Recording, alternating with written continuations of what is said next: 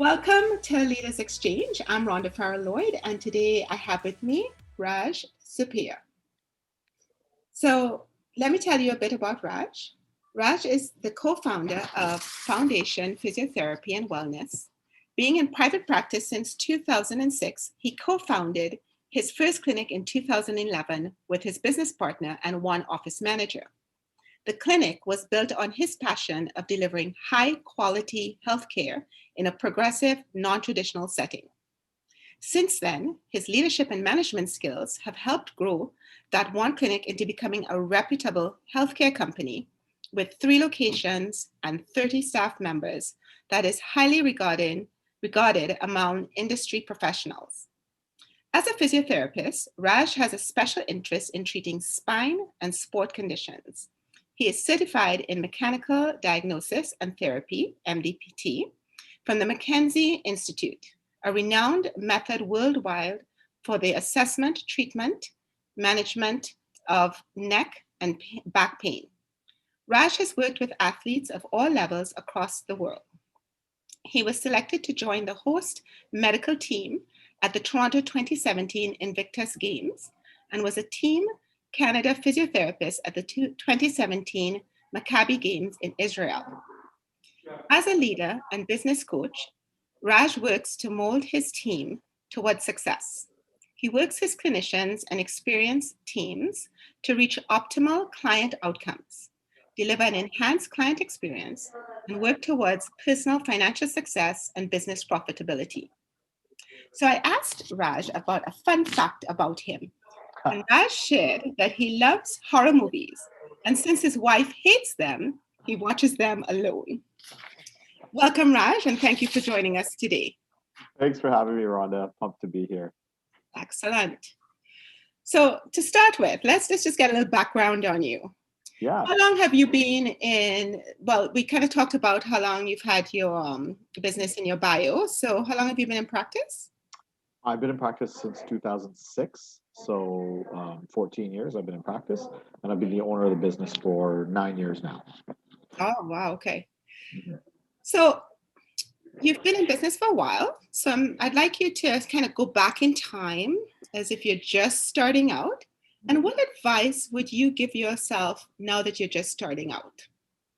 Oh, great question. Everyone always asks this question. It's like hard. It's hard, right? Because there's so much advice I'd give myself. But I think the biggest advice I'd give myself, especially now that I'm 10 years older than when I started, is to be patient. And that success isn't built in a day. And like every young 30-year-old, I wanted to have so much stuff.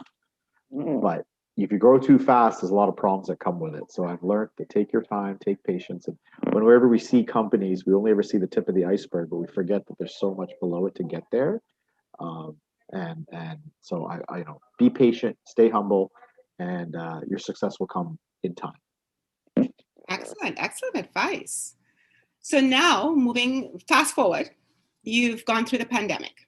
Yes. I know the pandemic is still happening. So what did you learn as a business owner from the pandemic situation? What did I learn as a business? Okay, well, personally, like myself, I think I learned, I felt like I was fairly resilient. And I think resiliency is a word that a lot of people throw around, but I think this was a time where my leadership was challenged. My business acumen was challenged, working and navigating around the wage, like the subsidies the Canadian government was giving, and all the different help that the Canadian government was giving. So the ability to navigate around that to optimize my business, I really learned how to navigate those systems much better, right? And learned that resiliency is a real thing. Like dealing with this kind of stuff just makes you better in the long run. Maybe I hadn't had a real challenge in life from a business standpoint until now. And going through this was a huge learning experience and built up more resiliency and more toughness, only to make me stronger for the next one. Hopefully there's not one, but for the next one. Well, resiliency is the key to success, isn't it? Yeah, and like I said, I think there's a lot of words thrown around. You know, you get a little thing here and then, you think, oh, you're resilient because you're dealing with a little here, or a lawsuit here, or a complaint here, or a bad review here. But those are, I think, are normal business woes. Those are like changing the diapers on a baby. They're just normal thing you have to deal with, right? I think a recession, especially in an industry like mine, which has been fairly recession proof, a true recession, which is going to close your doors, so you can't actually deliver your service, and you have no income. That is going to test your resiliency for sure. For sure, for sure. So you've been very resilient, and I've known that about you because I've known you for such a long time. Thank you. What would you say? Have you gotten any opportunities out of this pandemic? Yeah, it's gonna sound like a little bit rough, but it was a time for us to reset. Again, going through a pandemic, business being closed, income being low, it really exposed a lot of the weaknesses in our business, and also the weaknesses in our staff, and cultural shifts start to happen, right? You can see who wants to stay with the company, who doesn't. You see who else is resilient, who's not. Right? And we really thought we were a resilient team, that we were a team that could handle anything. But when we're really tested, then we start to see the real leaders emerge. So it was a real time for us to reshape the company. Staff, we lost some staff, but we used that opportunity to get new staff and create new values and new visions, and kind of like a new face of what we want our team to look like. And I think rebuilding a company and restarting a little bit during a pandemic um, creates a more team culture, because now we truly are in it together, and we all have to work together to have each of us succeed, right? No one person is separate from another, and all team members have to work together to see the whole company succeed. And that, I would say, that probably wasn't there prior to the pandemic, or prior to when we closed, and we're probably building that now. And whoever wasn't going to be part of that found their way out, and it sucks, but that's the new face. Very true. You know, one thing about you, Raj, that I found, you're very astute in determining what is the culture you want for your company. Because I remember 10 years back when you were hiring admin person, you were just a small 3-person shop, Yeah. and you really took it seriously, this person that you were hiring, ensuring that in the interviewing that they matched your culture and Mhm. they had the same philosophy, and you started from day one with that in mind. Mhm. And I recall that, and I really admired that about you. Thanks. So really good. And I think an opportunity like this also exposes, like, you can hire a culture, but you can talk about things at an interview, and when things are going well, people tend to be well, right? You don't see the issues, but when something goes wrong, that's when you really can dissect into people's personalities, people's resiliency. And I think, as difficult as an experience it was, it allowed us to shape, and we lost some staff members that have been with us for years, but it allowed us to shape for the future. And I think that goes back to my previous talk about what I would should have learned, like, 10 years ago, is things are going to change, things are going to happen, but you have to be patient, you have to grow, right? And I think that's just the next phase we have to go through. In any business, it's hard to be patient, isn't it? Yeah, it is. So related to that, you've had to make some difficult decisions. What Mm. would you say has been your most difficult decision to date? Giving up control. It's because the company was self-funded by myself and my business partner, and with that came a little bit of entitlement, right? It's a little like our money. So we wanted things to go our way, and we wanted things done our way. We wanted, you know, care delivered this way. We wanted marketing to look this way. What I realize is, as the company grows, and again, every bit of our company that's grown, even our expansion, has all been self-funded.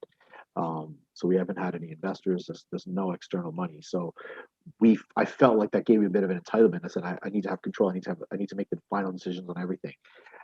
I don't think that was right. And as hard as it was to finally give people control and let them make mistakes. And I think that was the hardest part, because I didn't want money to be wasted. And I wanted to prevent mistakes. I was doing it out of a good place. I wanted to prevent mistakes. I wanted a good product. But what I realized is, as difficult as it sounds, people have to make mistakes. We have to lose customers sometimes. We have to put out some something has to be errors on a website that has to happen for people to learn. Otherwise, people will never learn, and then you're always picking up after them. So it was a difficult decision. I had to accept that my company was going to make mistakes. There was going to be bad things that would be associated with it. However, it was an opportunity for the staff members who were responsible for that to learn. And that allows to create more interdependency within the team, which actually frees me up and my business partner up for other opportunities, right? So giving up control was a tough part, Rhonda, for sure. It's funny, you said exactly what I was going to add to that, is that it'll Mm. free up some time for you to actually do some other things that actually might be more valuable for your Yeah, business. and you know what? Not even just even valuable just from a personal life. I think like just being able to like not be on my phone in the evenings. My kids are getting older, spending time with them, not having to worry about what's being put out, like how many patients, whatever. You know, I let the team handle it when they're at the office. When I'm at home, I be with my family. But I think it just makes me a happier person, and I think a happier person who, you know, because I'm able to enjoy that true work-life balance, um, that allows you to keep going, right? It's not about always being on. You know, I turn my phone off on the weekends. Once I'm home, phone is off, or phone's only on for fun, but no work talk. And the next day, if I'm at work, I'm doing work stuff. But it's about giving myself barriers and then having other people be responsible for certain things. Excellent. Excellent. Sounds like a really good recipe. Yeah. So, given that you've had all this experience and all this learnings, and you've had a lot of learnings in the last period of time, as all businesses with all this going on, what advice would you give to other business owners today? I think it's along that same line. It's like um, don't be afraid to give up control. Be patient. Mistakes will happen.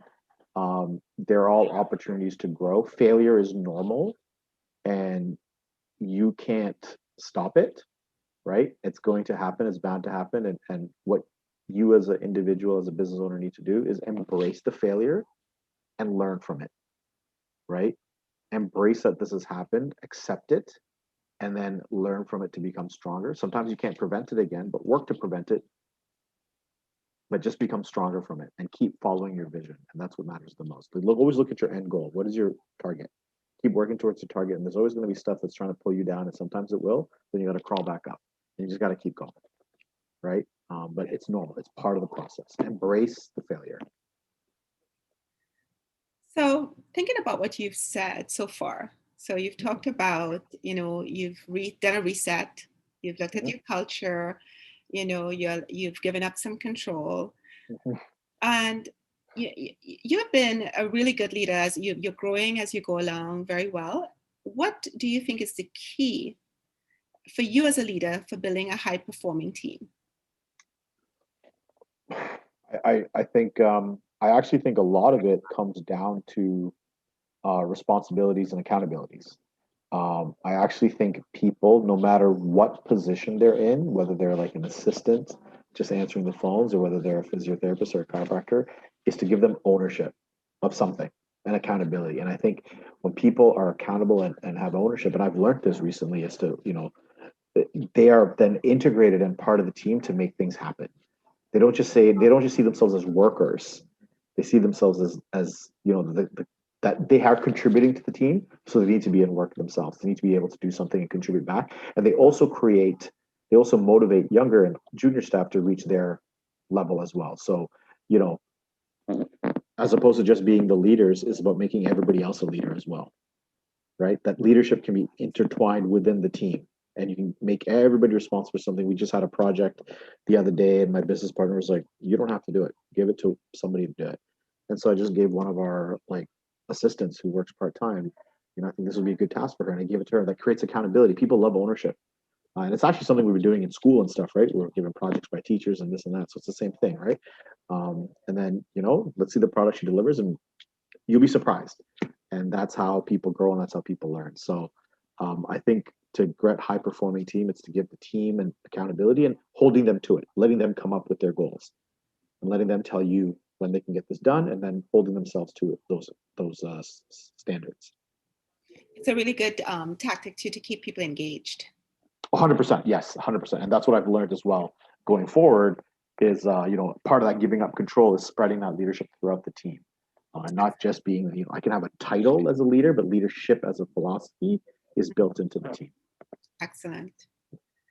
So just changing directions a little bit, I'm curious because you're a healthcare professional, Mhm. and I'm wondering what advice would you give to people to stay healthy? Well, there's two folds to staying healthy. Well, there's three folds, in my belief. We start with the physical, right? And I think the physical health we all understand. And in my role as a physiotherapist, and just even myself personally, I think exercise, movement, mobility, getting outside is very important, right? With all of us working from home nowadays, and we're still working from home during the pandemic, we can still get outside and go for a walk, go for a bike ride, do something that keeps us physically active, right? However, it's strength training, stretch training, all that kind of stuff. Talk to a physio if you need to know if you need exercise. That's my little plug. Okay. But secondly and thirdly, I think more important, especially as we get older, Rhonda, and for myself, what I've learned recently is mental wellness, right? So just taking the time. Sometimes I just take time to be alone. I take time to read a book, kind of block out what I call the noise in my head, whether it's family or personal or work. I just kind of get involved in something, and just taking the time to be alone. Sometimes I combine physical and mental together by just going out for a walk by myself, um, listening to some like meditation music off Spotify. That's been so helpful for me. And I know some of us might require more help than that. And obviously, there's mental health coaches and all that kind of stuff that can help us. And I totally recommend that we take advantage of those resources because it's extremely important as life gets tough. Your mental health is certainly extremely important. And like again, number three, social wellness, which is being part of a community and being part of a family, or again having some accountability and ownership to other people. I think is extremely important, especially as business owners, right? Because business entrepreneurship can be very lonely, right? You can't really be friends with all your staff because they see you in a different position, and maybe you're not, you're just in a different role. But for you to have a social community, and I know it's hard with COVID to get together with friends, but there's Zoom calls, phone calls. You have a personal person at home just to hang out with somebody, even just with your family. For me, it's like my direct family unit, just to hang out and play with my kids, talk to my wife. That's social wellness for me. And then the occasional Zoom drink with a friend can also be super helpful, right? So I think those three components: physical, mental, and social, are extremely important. Not one is not stronger than the other. I just think they all have different roles in our lives at different points in our lives. You're very aligned with me. Like when I do my mental fitness coaching, I talk about the importance of taking that time for self-care. Mhm. And those are all things that you talked about that were really important. So good. Thank you for sharing. Of course. And my last question for you is there one question that you wish that I would have asked in this interview that I didn't ask? Do I have to answer that? Is there one question you wish? Or is there something you'd like to share with us that I haven't asked so I, far? I think it's important as business owners. Maybe we always talk about our business and maybe asking a bit more about like my family, my personal life. I think is extremely important because, I would say if you've ever worked a job in which if you're not the owner, or you're not the entrepreneur, it's very separate from your personal life. But when you're an entrepreneur and when you are a business owner, it's completely interlinked into your personal life, Right. right? It's not separate. It's intertwined. It's part of your life, right? Your finances, your family's future is so interlinked with the future of your business. Stress in business that could, when your doors are closed and you can't pay your staff or pay yourself, that affects your family and how you react with your family. So I think it's important for us not to divide the two, right? And that every time you come to the table as a business owner, you also have to come to the table as a family person or as that personal person, right? You cannot separate the two. There's no two different personalities. Some people can play that role in the office very different at home, but I think as an entrepreneur, they have to be the same role, right? And what happens at home shapes what happens in business. And to be open, if you're having a tough time at home or tough time with family or whatever, then you communicate that with the people in your business so that they understand you're not available for certain things and you have certain priorities to take care of. I think that's important at every level, but especially as an entrepreneur, it's so important that we have like our family and our who we're doing this for so interlinked with our business goals. That So is really good. no, and no matter how young you are, like you might be a young entrepreneur, but you are going to have a family someday, or you'll be part of a family unit, or maybe you and a spouse or somebody, but you'll be part of a unit. So you have to think about that. You can't just think about your business and yourself. You have to think about how are other people going to be affected by my job in this business. So many of my business decisions, Rhonda, and the reason why, for example, I've given up control or I've had to create more leaders and to open up free time is to be with my family, right? Because they're such a large part of my decision making. So the face of this business and how this business looks 10 years later from when we started, so much has to do with also the growth of my family and the demands of my family. And I think, for me, it's been a great way to link the two. And I want future entrepreneurs to understand that that has to happen. Can't be separate. That is such an excellent point. Thank you. I really appreciate you sharing that. And I really appreciate you taking the time today to chat with me. We learned a lot, and you are a real good role model. So thank you so much for being here today. I appreciate it. Thank you for having me. You're welcome.